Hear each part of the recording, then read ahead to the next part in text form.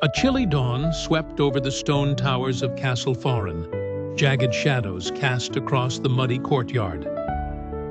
Knights hastily strapped on armor not for battle with men, but for survival against a threat born of ages past: dinosaurs. In this world, the Age of Chivalry collided with the Age of Reptiles. The villagers of Fauren had learned to live alongside towering brachiosaurs that grazed quietly in their fields, the gentle giants sometimes mistaken for hills in the morning mist. Their presence had transformed agriculture, their massive feet aerating the soil, and their voracious appetites demanding whole forests set aside for their sustenance. The castle's halls, however, told a different story, one of danger and constant vigilance. Sir Cedric, the bravest knight, patrolled the battlements while a flock of pteranodons soared overhead, their piercing screeches echoing through the valley. These winged reptiles were both a menace and a marvel. Their feathers, collected daringly by local falconers, were prized by nobles for fashion, and their speed made them excellent messengers when tamed. On market days, traders from distant towns arrived with caravans guarded not only against thieves, but against packs of cunning velociraptors. The people had learned their behavior, employing trained triceratops as living barricades, their armored bodies forming moving walls between predator and prey.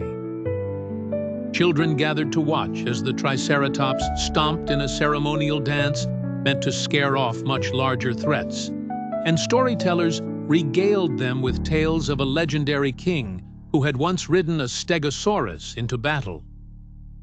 But the greatest fear dwelled in the dark forest beyond the castle, the territory of the Tyrannosaurus rex. There, the bravest knights only ventured at dawn, seeking rare herbs guarded by the beast itself.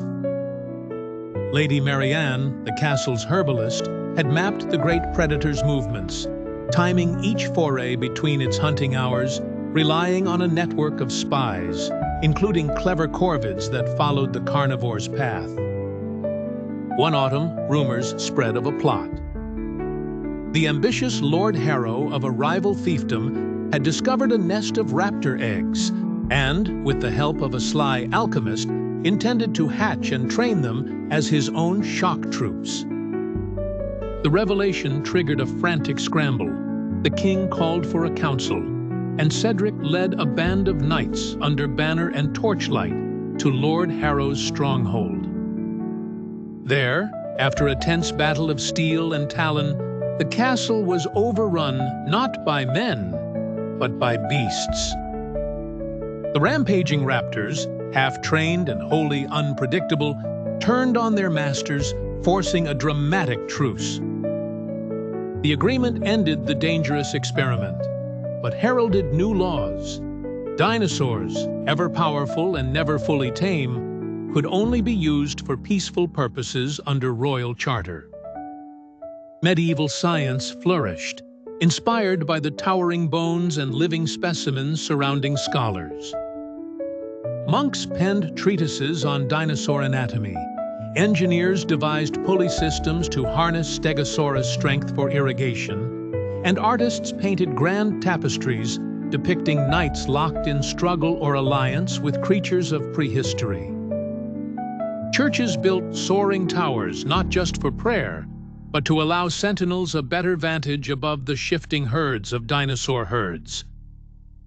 As years turned to decades, the memory of conflict faded, but the legacy remained. In the great halls of Fauren, children listened to the winds that mingled with the roars and calls of dinosaurs. History itself had changed, shaped by scales and feathers as much as swords and castles. The world was stranger and infinitely more wondrous because two legendary ages had met and survived together.